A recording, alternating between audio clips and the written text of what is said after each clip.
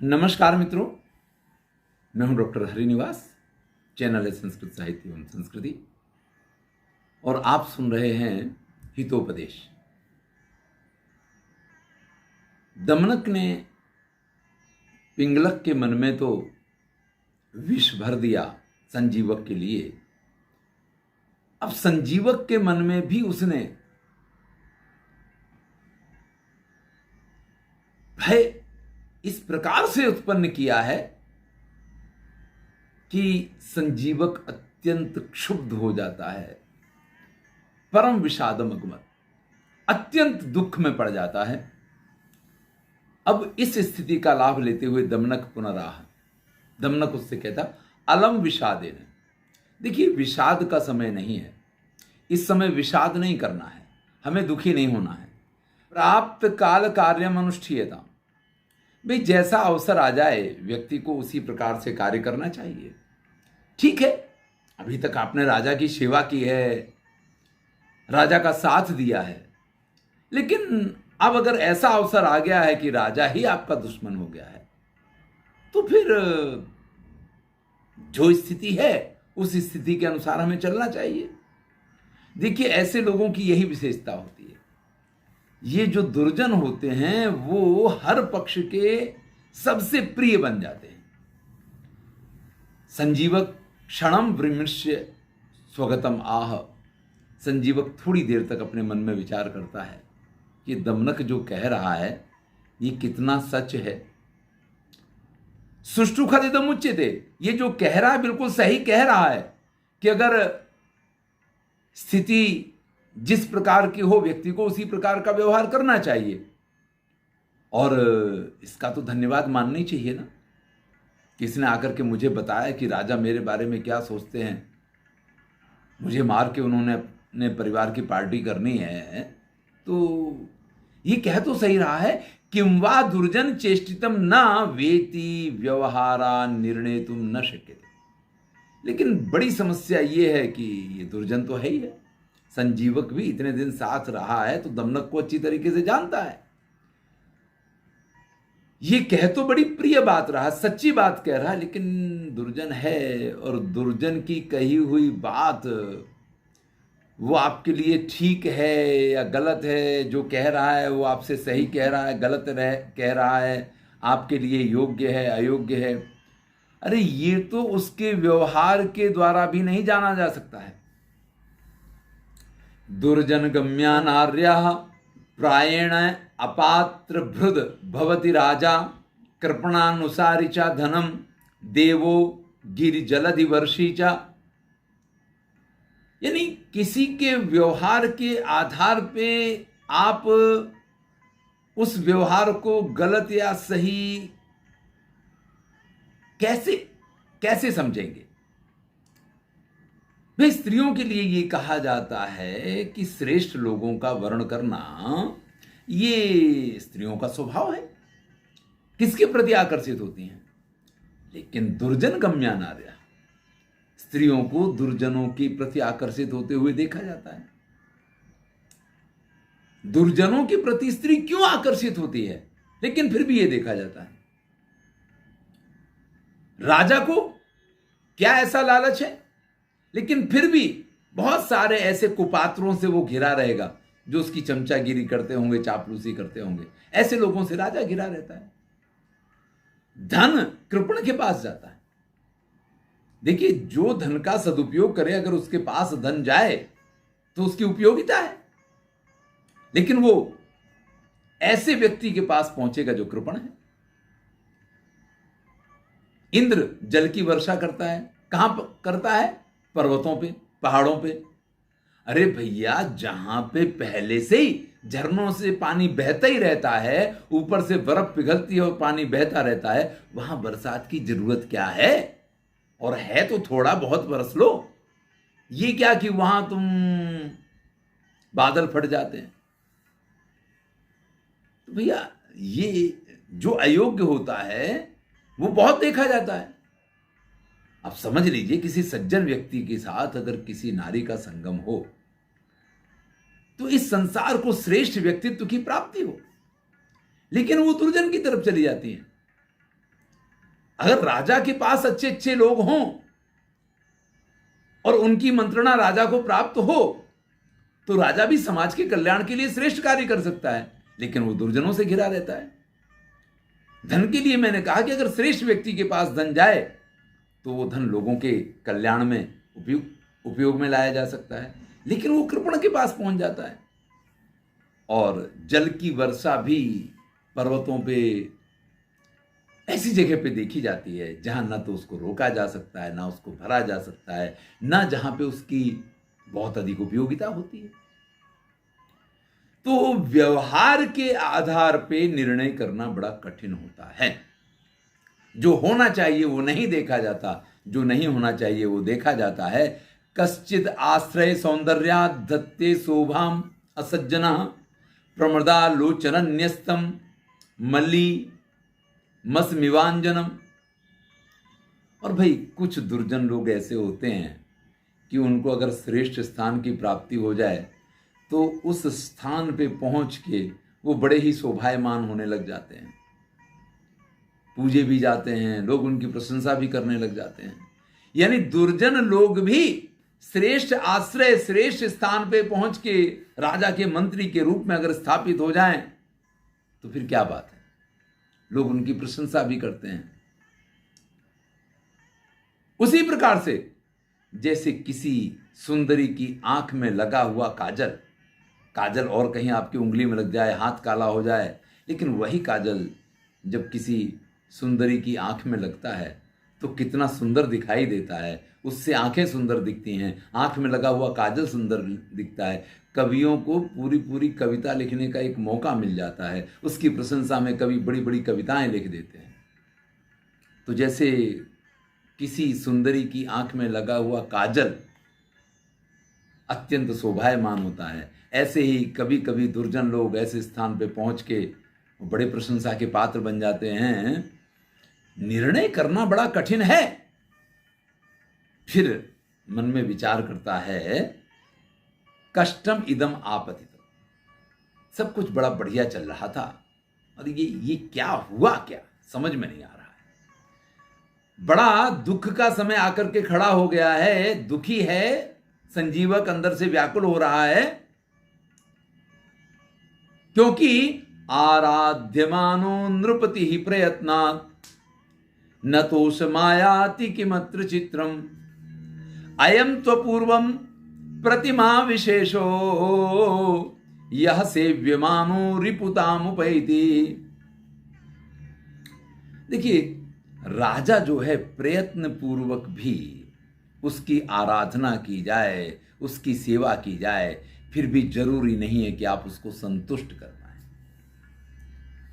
क्योंकि जब कोई व्यक्ति, इस बात को बड़े ध्यान से सुनिएगा, जब कोई व्यक्ति किसी के पास काम करता है, राजा की सेवा करता है, तो राजा के स्टैंडर्ड अलग हैं और उस व्यक्ति के स्टैंडर्ड अलग हैं। दूसरी भाषा में कहें तो राजा की क्षमता अलग है, उसकी अपेक्षाएं भी उस प्रकार से हुआ करती हैं, और सामान्य व्यक्ति जो है ना, उसकी शक्तियां भी उससे कम होती हैं, और थोड़ा काम करके भी उसको लगता है मैंने तो बहुत बड़ा काम किया है, और राजा को उतना काम होने पे ऐसा लगता है कि यार बहुत कुछ हो सकता था, सिर्फ इतना ही हुआ है।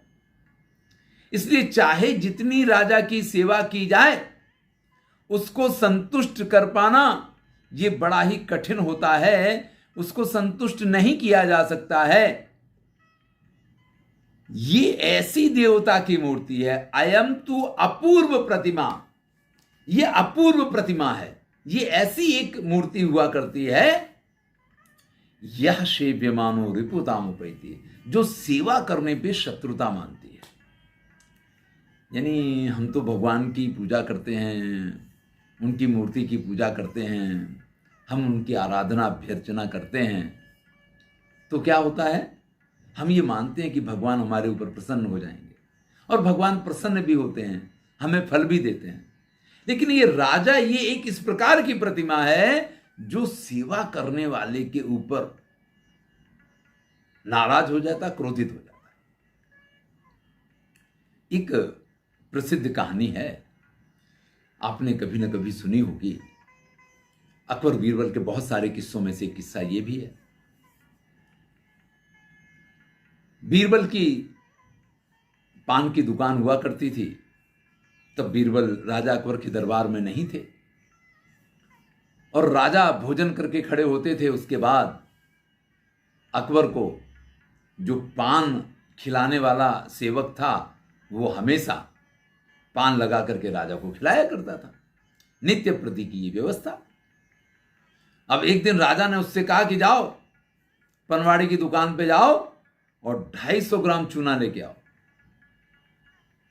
अब उस सेवक ने पान खिला दिया था, अकबर ने पान खा लिया। अब सेवक को जब ये आज्ञा मिली तो सीधा दौड़ता दौड़ता बीरबल की पान की दुकान थी, बीरबल के पास पहुंच गया और बीरबल से कहा कि भैया एक 250 ग्राम चूना चाहिए। बीरबल ने कहा क्या करोगे भैया, पान में तो थोड़ा सा लगता है, पान के ऊपर भी कोई खाता है तो चने भर खाता है, ये 250 ग्राम का क्या करोगे। बोले शहंशाह अकबर ने मंगवाया है। तो बोले तेरे कोई खिलाएगा, मुझे खिलाएगा, मैं तो मर जाऊंगा। बोले हाँ तुम्हें मारने के लिए तो खिलाया जाएगा। तो बोले मुझे क्यों खिलाएगा। बोले आज तूने पान दिया है ना। बोले हाँ दिया है, उसमें चूना ज्यादा था। अब तो बेचारा व्याकुल हो गया। बोला अब क्या करूं। तो बीरबल तो बुद्धिमान थे ही, आप सब जानते हैं। तो बीरबल ने कहा कि पहले आधा किलो घी पी ले, फिर जाके चूना खा लेना, कुछ नहीं होगा। अब वो 250 ग्राम चूना लेकर के पहुंचा। बीरबल ने कह दिया था, घी पी के गया और जैसे ही बादशाह अकबर के पास पहुंचा, बादशाह ने कहा कि चूना खा जा, ये चूना तेरे को खाना है, तुझे मालूम नहीं पड़ता पान में कितना चूना लगाना चाहिए। यानी नित्य प्रति जो राजा को पान खिला रहा है, एक दिन अगर पान में थोड़ा सा चूना ज्यादा हो जाए तो उसकी सजा उसके लिए मौत हो सकती है। उसको 250 ग्राम चूना खिला दिया जाएगा जिससे उसकी सारी आंतें वातें गल के खत्म हो जाए। तो ये राजा लोग इस प्रकार के हुआ करते हैं। चलिए उस कहानी को पूरा कर दें, नहीं तो कुछ हमारे दर्शक ऐसे हो कहते कहानी अधूरी मत छुड़ा करो, मजा नहीं आता है। अब उसको कहा गया तो उसने वो 250 ग्राम चूना खा लिया। दूसरे दिन फिर अकबर के पास पान लेकर के पहुंचा। अकबर ने देखा अरे इसको तो 250 ग्राम चूना कल खिलाया था, ये कैसे बच गया, इसको तो मर जाना चाहिए। तो बोला ये कैसे, तू जिंदा कैसे है। बोले महाराज आपका आशीर्वाद है। नहीं पूरी बात बताओ। तो उसने बताया कि बीरबल ने इस प्रकार से ये कह दिया था, क्योंकि राजा ने जब 250 ग्राम चूना मंगाया तब तो इस सेवक को तो पता भी नहीं चलना चाहिए उसके हाव भाव से कि चूना मुझे को खाना है। तो यहीं से बीरबल की एंट्री अकबर के दरबार में हुई थी कि बड़ा बुद्धिमान व्यक्ति है, ये पान क्यों बेचेगा। तो ये राजा एक ये ऐसी प्रतिमा है जो सेवा करने वालों के ऊपर शत्रुता करने लग जाती है। तद अयम अशक्यार्था प्रमेयः। इसलिए अगर कोई ये सोचे कि मैं सेवा करके राजा को प्रसन्न कर लूंगा तो ये कभी भी सफल नहीं होने वाला प्रयोग है। ये जो कह रहा है इसकी बात पे विश्वास करना ही चाहिए।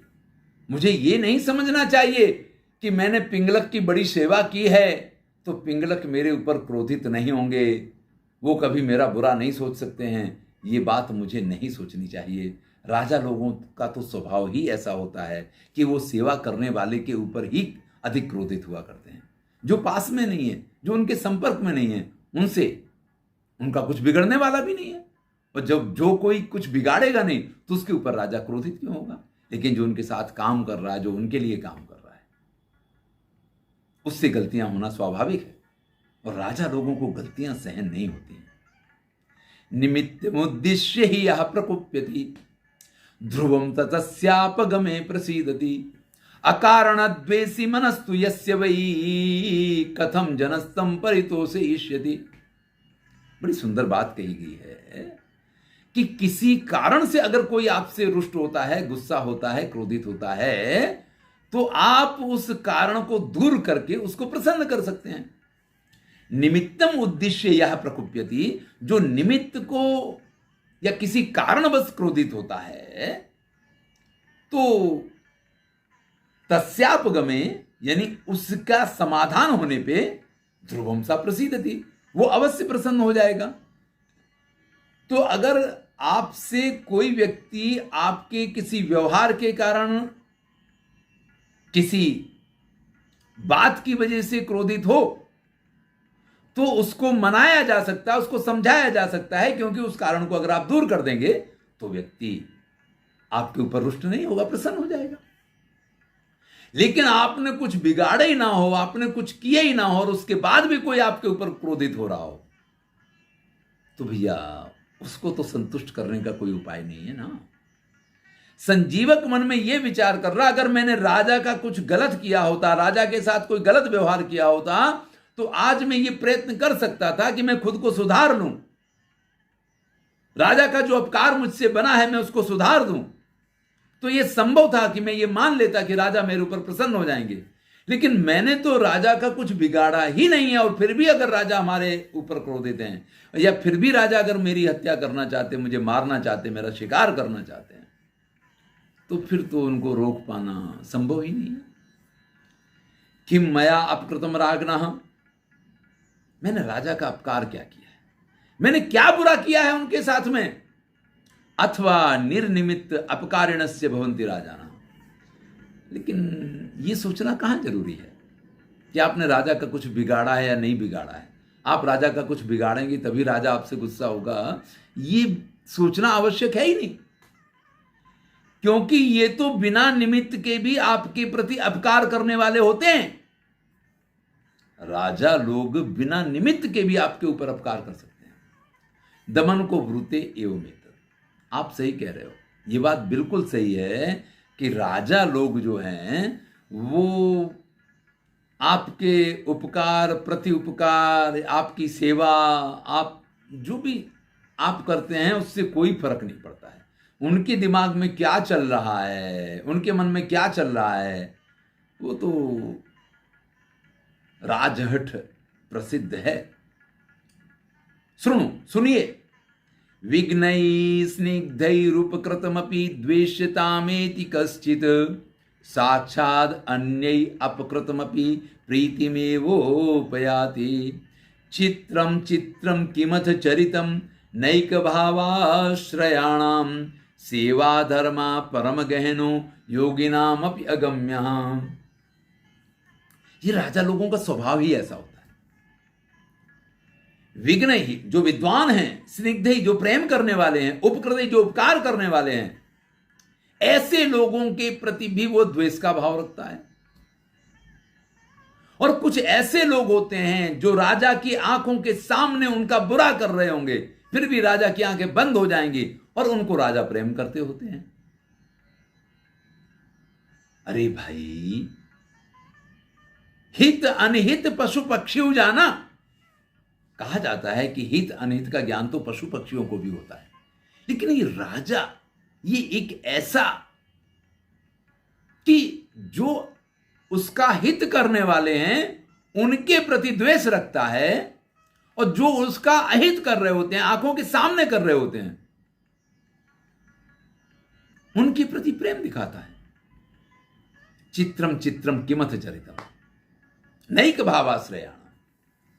और हमेशा ऐसा नहीं होता है, कभी किसी बुरे करने वाले का तुरंत ही सिर कटवा देंगे, अच्छा करने वाले को बहुत अच्छा इनाम दे देंगे। यानी राजा के चरित्र में ये जो विचित्रता है, ये चित्रात्मकता है, क्या कहें। यानी आप अच्छा करके भी इनाम का विश्वास नहीं कर सकते हैं, आप खराब करके भी मृत्युदंड का विश्वास नहीं कर सकते हैं, या कई बार थोड़ी सी गलती पे भी मृत्युदंड मिल सकता है, या थोड़े से अच्छे काम के लिए बहुत बड़ा इनाम मिल सकता है।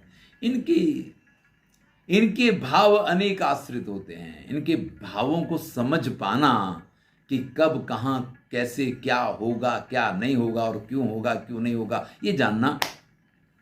ऐसे में जो सेवा करते हैं, जो उनके सेवक होते हैं, सेवा धर्मो परम गहनो योगिनाम अपि अगम्यः, सेवक का धर्म सबसे कठिन धर्म है। आप तपस्या कर लें, आप योगी बन जाए, वो कार्य सरल है। योगी भी सेवा का धर्म नहीं ग्रहण कर सकते हैं, या सेवक बन के योगी भी जिंदा नहीं रह सकते हैं। यहां पे सेवा धर्मो परम गहनो योगी नाम अपि अगम्यः, इसी पंक्ति के साथ पहले भी एक श्लोक आ चुका है, नीति शतक में भी ये श्लोक दिया है।